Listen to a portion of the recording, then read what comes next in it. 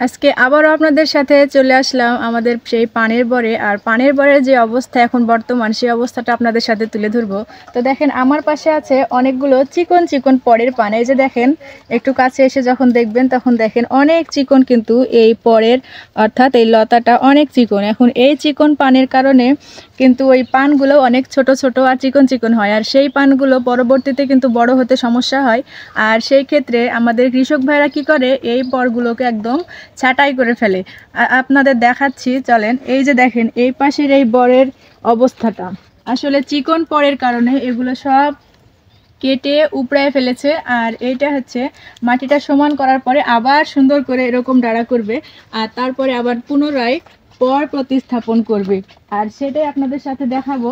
এই যে দেখেন এখানে অনেক অনেক ছোট ছোট চিকন চিকন পর, এগুলো কিন্তু ফেলে দিয়েছে। দেখেন এগুলো কিন্তু অনেক চিকন চিকন লতা, এই জাতীয় লতাগুলো কিন্তু ফেলে দিয়েছে। এই লতা থেকে সাধারণত চিকন পান হয়। যে দেখেন এরকম চিকন চিকন পান হয়, আর এই পান দিয়ে সাধারণত কৃষকের লাভবান হওয়ার সম্ভাবনা খুবই কম। তার জন্য অত খাটাখাটনি করার পরেও যদি লাভবান না হয়, সেই ক্ষেত্রে এই পানের পরগুলোকে একদম ছাঁটাই করে ফেলেছে। আর দেখেন এই পুরা বরটার এতটুক জায়গাতেই শুধু পরগুলো চিকন চিকন ছিল বিধায় এগুলো সব ছাঁটাই করা হয়। এবার এই জায়গাগুলোতে কোন ধরনের পর রোপণ করার ফলে আবার বড় ধরনের পান আশা করা যায়, সেটা আপনাদের সাথে দেখাবো।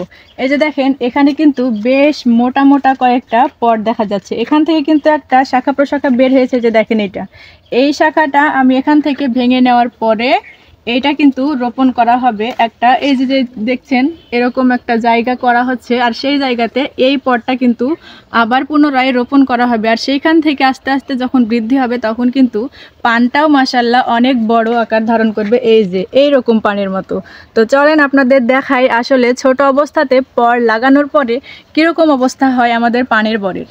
এই যে এবার আপনাদের নিয়ে আসছি এই পটটা কিভাবে মাটিতে রোপণ করা হবে সেই প্রসেসটা দেখানোর জন্য। এই যে দেখেন এরকমভাবে গর্ত করে রেখেছে, এটা বরের মাটিটা গর্ত করে রেখেছে। আর এই গর্তেতে কিন্তু এরকমভাবে পেঁচিয়ে এটা রোপণ করা হয়, অর্থাৎ লাগানো হয়। এই যে দেখেন আমার পাশে কিন্তু কত সুন্দর সুন্দর করে এগুলো লাগানো হয়েছে। আর দেখেন অনেক সুন্দরভাবে কিন্তু কুশি ফুটতে শুরু করেছে অলরেডি।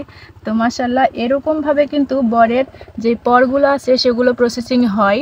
আর এইটা যদি আপনারা, এই যে এখন কিন্তু শীতকাল, অনেক কুয়াশা, আর সেই কুয়াশা থেকে বাঁচানোর জন্য এটা হচ্ছে পলিথিন দিয়ে ঢাকা হয়, যাতে করে গাছটা সুরক্ষিত থাকে এবং তাড়াতাড়ি এর হচ্ছে শাখা প্রশাখা ফুটতে থাকে। দেখেন পলিথিন দিয়ে ঢাকার পরে পরের অবস্থা কীরকম হয়। পলিথিন দিয়ে ঢাকার পরে কিন্তু চারা গাছগুলো এরকম সাইজের অনেক বড় বড় হয়, আর বড় বড় গাছের কিন্তু বড় বড় পান আশা করা যায়। আর এতে কৃষক কিন্তু অনেকটাই লাভবান হয়। তার জন্যে এই পান চাষে বেশি করে উদ্যোগ নিচ্ছে আমাদের রাজশাহীর কৃষক ভাইরা। তো আজকের ভিডিও কেমন লাগলো অবশ্যই জানাবেন, এবং আমার পেজটাতে নতুন নতুন আপডেট জানার জন্য অবশ্যই ফলো দিয়ে পাশে থাকবেন। সবাইকে আজকের মতো ধন্যবাদ। তো ভালো থাকবেন সবাই, আল্লাহ হাফেজ।